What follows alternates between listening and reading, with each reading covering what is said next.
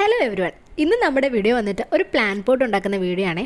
അതുമാത്രമല്ല, ഞാൻ നമ്മുടെ ഒരു മോർണിംഗ് റൊട്ടീനും കൂടി ഇതിൻ്റെ കൂടെ ആഡ് ചെയ്തിട്ടുണ്ട്. അതിൻ്റെ റീസൺ വേറെ ഒന്നുമല്ല, നമ്മുടെ ക്രാഫ്റ്റ് മാത്രം കണ്ടുകൊണ്ടിരുന്നാൽ ചെറുതായിട്ടൊന്നും ബോറടിക്കത്തില്ലേ. അതുകൊണ്ടാണ് കുറച്ചൊരു മോർണിംഗ്, ഒരു സ്ലോ മോർണിംഗ് ഒക്കെ ഞാൻ വീഡിയോയിൽ ആഡ് ചെയ്യാമെന്ന് വിചാരിച്ചത്. പിന്നെ ഇത് അത്രയ്ക്കങ്ങൊരു സ്ലോ മോർണിംഗ് ആണോ എന്നൊക്കെ ചോദിച്ചാൽ അല്ല. കാരണം എനിക്ക് 10 മണിക്ക് ഓഫീസിലെത്തണം. അങ്ങനെയാണെങ്കിൽ ഞാൻ 9:45 വീട്ടിൽ നിന്ന് ഇറങ്ങണം. ഈ 8:45 കട്ടിലേന്ന് എണീക്കുന്ന ഞാൻ എങ്ങനെ 10 മണിയാകുമ്പോൾ ഓഫീസിലെത്തും? എങ്ങനെ ഞാൻ ഇവിടുന്ന് ഇറങ്ങും 9:45? ഇതൊന്നും ഒരിക്കലും പോസിബിൾ അല്ല.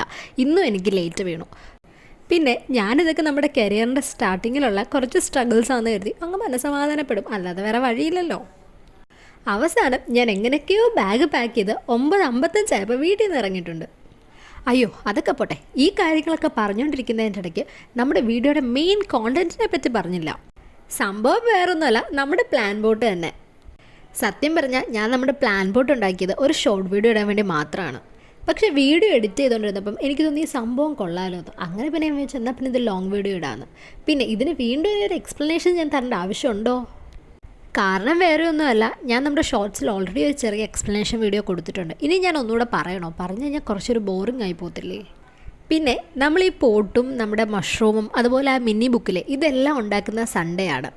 പക്ഷേ ഈ മോർണിംഗ് റൊട്ടീൻ എന്ന് പറയുന്നത് നമ്മൾ തിങ്കളാഴ്ച രാവിലെ എടുക്കുന്നതാണ്. അതുകൊണ്ട് തന്നെയാണ് ഈ പോട്ടിൻ്റെ ഡെസ്കിൽ രാവിലെ ഇരിക്കുന്ന കണ്ടത്. ഈ രാവിലെ എന്നുള്ള വാക്ക് പറഞ്ഞപ്പോഴാണ് ഞാനൊരു കാര്യം ആലോചിച്ചത്.